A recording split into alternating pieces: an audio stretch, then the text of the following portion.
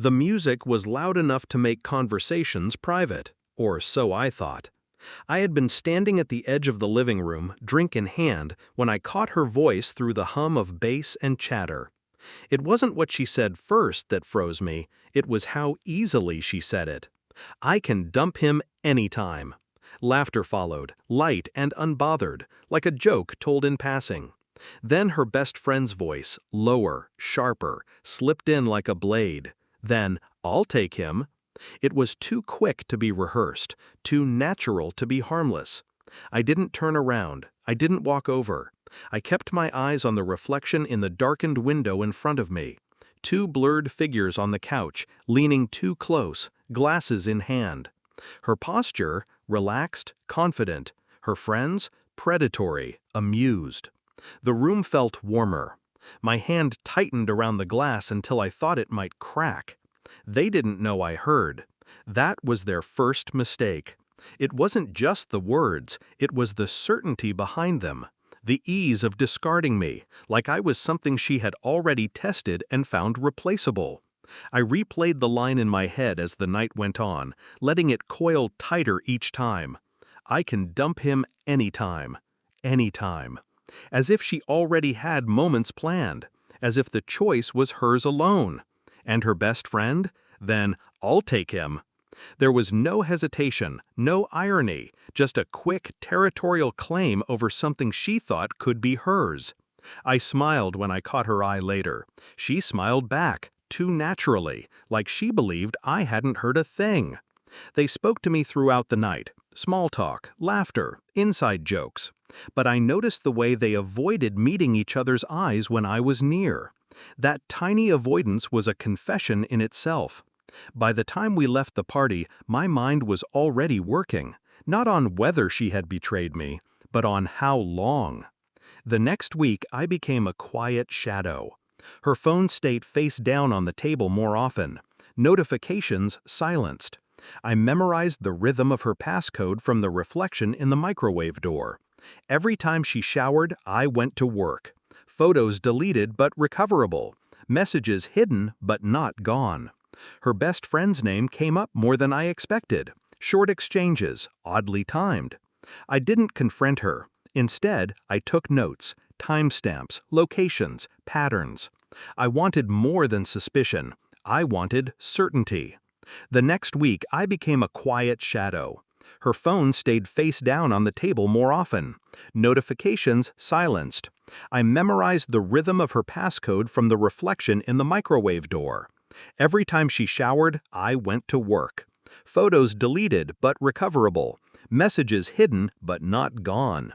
Her best friend's name came up more than I expected. Short exchanges, oddly timed. I didn't confront her. Instead, I took notes, timestamps, locations, patterns. I wanted more than suspicion. I wanted certainty. I ordered a small recorder, the kind that fits into a jacket pocket. I carried it into rooms before she arrived, left it under cushions, in drawers. The first recording was nothing but clinking dishes and silence. The second had a laugh. The third, her voice, soft and low. "He's so clueless." "Clueless men are easier," her friend replied.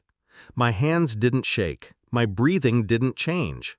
I saved the audio, filed it neatly, and kept going. 2 weeks later, the proof arrived. Not in sound, but in writing. A string of messages, screenshots copied to my own phone.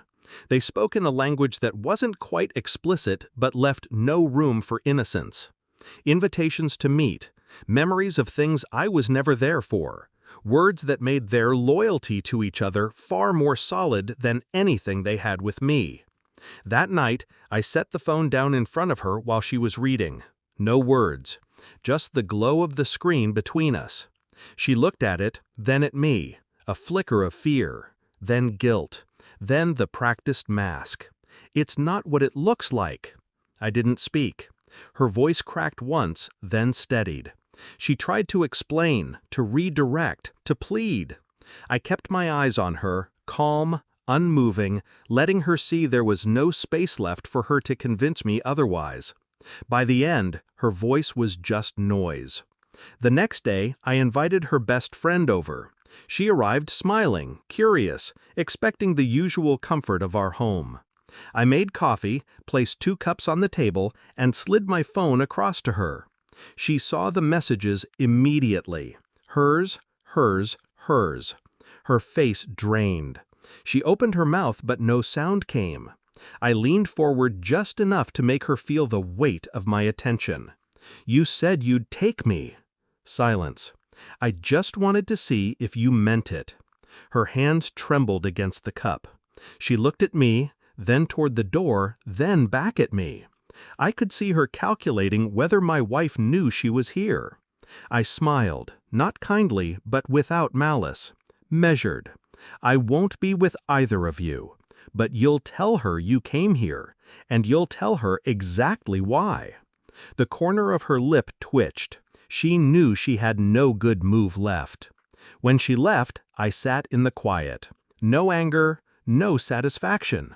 Just the clarity of knowing exactly what they were without the fog of hope. Later, my wife came home. I didn't ask her anything. I didn't accuse. I told her simply that I knew and that she would hear the rest from her friend. She searched my face for a reaction, for some sign of weakness to push against. She found none. We didn't argue. We didn't cry. We just stopped existing in the same space. When she finally left the room, I poured myself a drink and stared out the window. The city lights didn't flicker, the night didn't shift. It was the same world as before, only I had changed. And I knew, with a kind of cold relief, that I would never be theirs to discard again.